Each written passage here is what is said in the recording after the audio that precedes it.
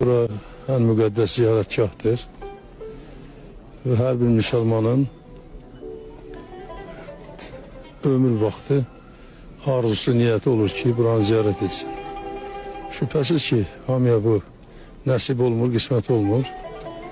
Ancaq bugün bizə bu qismət olubdur. Bizim başqa arzularımız da müstəqil Azərbaycanın bu bəladan xilas olması, Azərbaycanın torpaqlarının tamamilə işğal olmuş torpaqlarının azad olması, müharibə son qoyulması arzumuz da yerinə yetəcəkdir.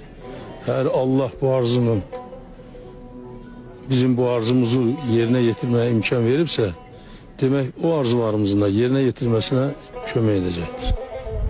Mən xoşbəxt adamam ki, 4 dəfə Məkkə ziyarətində olmuşam, 1 dəfə rəhmətlik atamla, 3 dəfə isə prezident kimi. Və etdiyim duaların arasında birinci duam torpaqlarımızın işğaldan azad edilməsi idi. Allah'tan xahiş edirdim ki, mənə güc versin ki, biz torpaqları işğalçılardan azad edək. O xoşbəxtliyi bizə nəsib etsin. Biz yenə də dədə-baba torpağımıza qayıdaq. Və bir də Allah'a şükür edirəm ki, mənim dualarımı eşidib, bu gücü mənə verib və biz gücümüzü səfərbər edərək bu tarixi günləri yaşayırıq.